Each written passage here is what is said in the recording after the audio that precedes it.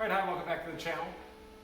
I was in a Facebook discussion on a CNC router Facebook group a couple of days ago, and a guy was looking for a way to very easily change essentially between work coordinate systems, but I don't think he quite understood the difference, what a work coordinate system was and how it was offset from the machine coordinate system. So what I did in Mach 4 is I made a couple of buttons and I put them right on the home screen. And you can name these buttons whatever you want. No Lua scripting or coding knowledge is necessary. Everything you need is already in Mach 4. It's as simple as copy and pasting to create some buttons right on your main home screen in Mach 4 that allow you to easily switch between different work coordinate systems, but in a more human way, instead of having to remember, okay, my vice, for example, is at my G56 work coordinate systems.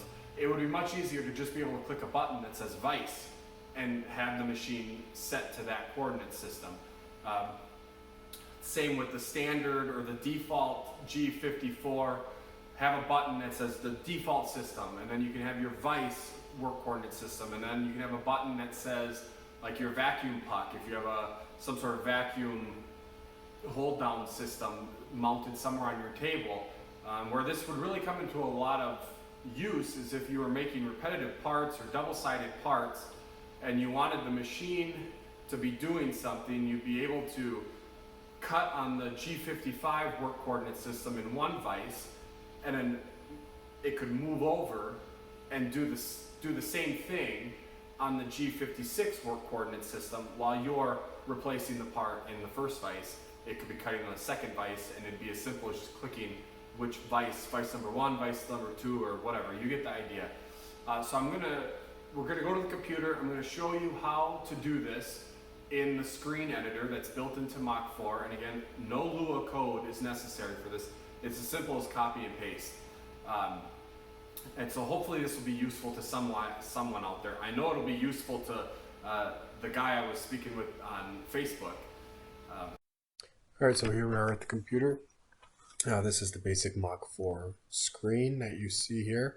If you follow my mouse down to the right hand corner, you're going to see it says screen, then it says WX4 axis vacuum. This is what I've named the screen. It's WX4 screen is like the default screen you get with Mach 4. It's for my axis machine, and I have added the ability to control my vacuum table, as you can see here, on and off. Before you modify anything, save your screen set as a new screen and name it something that you understand. So as you're making changes, if you screw something up, you can always go back to the previous version. So if you have a working screen and you want to add something or change something, make sure you go and save it. So with that out of the way, what we're going to do is I'll show you how to make some buttons here on the main screen to easily click between your work offsets. So in Mach 4, you can go to the offsets tab here, and here are your G54, 5, 6, all the way through G59. These are your offsets. And you see as I click them down here, it tells you that your fixture offset is G54, fixture offset G55, 56. So the current way you have to do it is if you install a vice on your table and you set it up for the G56 coordinate system, and you want to use it, you have to remember when you come in here what you've connected your vice to or what you've set your vice up to. And it's super easy to change, but if you always are going between two different work coordinate systems, why not have an easy button? So we're going to do that now. So to get to the edit screen, you go to operator, edit screen. And you can see in the edit screen everything. When you hover over with your mouse, you can move things around, you can resize things. So there's a few different ways you could do this. I thought you could put them down here, the different buttons. You could squeeze them in really anywhere there's room for them. You could even make a tab right here if you wanted, but I want them big, accessible, and easy to get. So I'm going to put them right here. So I'm going to hover over this box here, the toolpath box, until, and I'm just going to rescale it. I'm going to slide that down a little bit. All right, so up at the top here, this is everything that you can do. You can add LEDs, you can add another DRO if you wanted, toggle switches. We just want a button. We just want to click on a button. So we're going to click on that, and here your button shows up in the upper left-hand corner. So we're going to drag that into place. And we'll bring that up so it looks nice. There. So now if you click on that button, down here in the lower right-hand corner are the properties. So your properties, events, and lock positions. Don't worry about the lock position. That just makes it so you can't move it.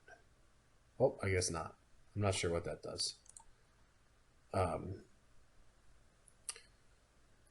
So down here in the left-hand corner, you got your properties of the button. You can name your button, and then the button has a label on it. We're going to change that to, let's see, I want that to just be the default G54. I'm going to make that like that. And you can see that it centers the text, but the button's not tall enough, so we can go ahead and change the button. Right now the height is 23. I'm not sure if that's pixels or what. Probably pixels, so we're just going to double that to 46. And there we go. We got a nice button. If you go to events, like what's going to happen, what is the event? What's going to happen when you click the button? You have a bunch of different options here. Left down, left up action, left down script, left up script. We're interested in the scripts. What left down means is when you click a button, there's two actions to clicking a button. When you click the button and then when you release the button. So that's what that's referring to, your left mouse button when you click it down and then when you let it up. We're going to put our scripts in the down button. So like I said, everything has already been done for us. We just got to know where to find it. So in this case, we're going to go to offsets. And here's our offsets. These are buttons that do exactly what we want our buttons to do. So you click on that button and the properties come up. And you click on events. And you can see their down script is right here. So if you click on it, you're going to get a little button here with 3 dots. Click on the 3 dots. And it brings up your Zero Brain editor, which is just script editor for Mach 4. So you highlight all that and copy it and close. And now we're going to go back to our button, program run, default G54. And here in the events, we're going to go to our left down script, click the 3 buttons and paste.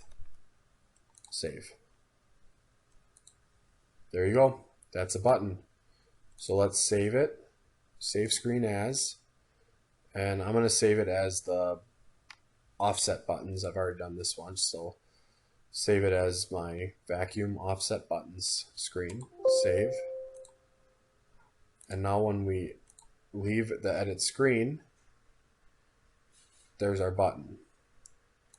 So if I go in here and I hit G56, for example, you'll see down here at the bottom of the screen, fixture offset G56. So we'll go back to program run, and if I hit the default G54, which I spelled default wrong, I will fix it. It changes it to G54.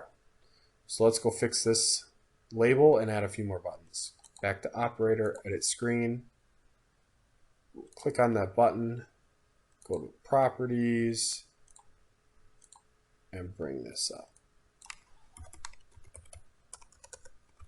There we go.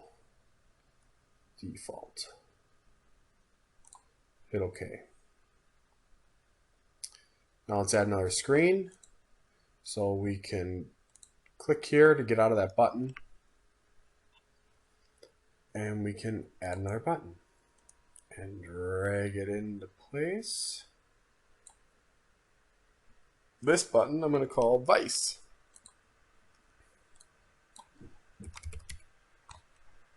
Hit OK. And the Vice will, of course, be whatever one of these you want to use. So we'll use G55. You just click on the button, go to Events, click on it, click the three little dots to bring up this editor, copy, and back device, and our left down script, paste, save it, close that out. Let's add another button, bring it down. I don't like how far apart those are, so we'll scooch these up. All right, go back into properties. We're going to rename that button to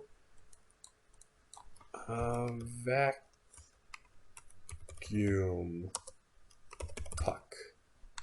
Okay. Okay, and you can see here, you can't read the words, so we're just going to double the size of the button, 46. So then we have 2 lines of text instead of 1. And in offsets, we'll use our G56 offset for this. So you click on G56, Actions, open up the script editor, copy it, go back to our button, Actions, left down script, paste it, and save it. Done. Now we'll save our screen. If you don't go to screen, save screen, when you click here to leave the edit screen, it'll ask you to save it. And you could save, it's asking you to save then what was opened. So if you're changing what you have, make sure you save a new version so you can always go back in case you screw it up. And we can leave the screen editor. And there's our buttons. So default, G54, our vise is on G55, and our vacuum puck is on G56. You can get fancy with these and make them turn green real easy. You know, like I did here with my vacuum. It's orange for when the vacuum is on, and just gray when it's disabled. That's just all in those property settings. So don't be afraid to play around with it and make it how you like it. So there you go. So I'll give you just a quick demo here on my machine as to how it works, and hopefully someone can use it. So I'm home to my machine. The first thing I'm going to do is set 00 to be at the corner of the spoil board. Makes sense?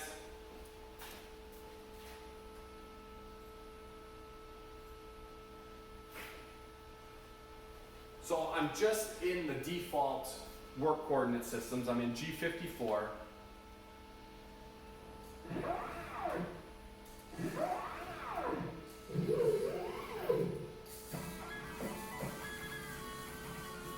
All right, so just for kicks, let's say this is G54 all zeroed out on my workpiece.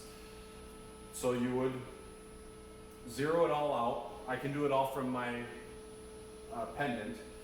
And so now let's say I have a vise somewhere else on the machine and I want to zero that out as well.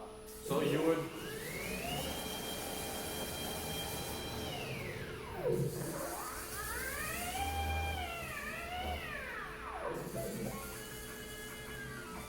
okay, so let's say that's 0 for the vise or the vacuum puck, whatever you have.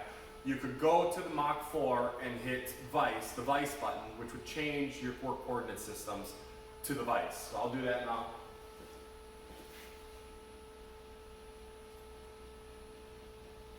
So now I'm in the vise work coordinate system. I can just zero everything out.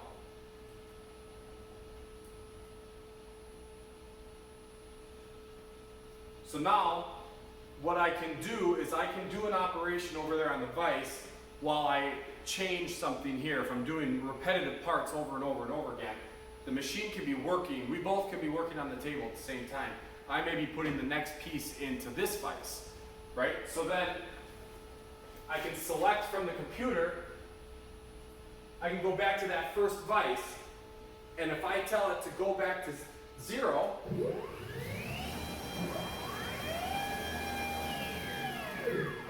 so that's right where 0 was on the first vise, and I can cycle start and run the G code while I'm working on the second vise. And when that's finished, I can select vice and then go to work 0, and the machine is now going to go to the other vice as I work. So it's I think a more intuitive way to do it. Instead of having to remember G55, G54, whatever, you can do it by naming your work offsets with a name. You can name the button, and it's just a convenience that it's right there on the home screen. Now, of course, we're not doing anything new here. We're just making it a little bit easier for our human brains to work it out. Instead of having to go into the offsets tab, remember which work coordinate systems devices are assigned to, you can just do it this way, especially if you have some different items, work holding situations permanently mounted to your table.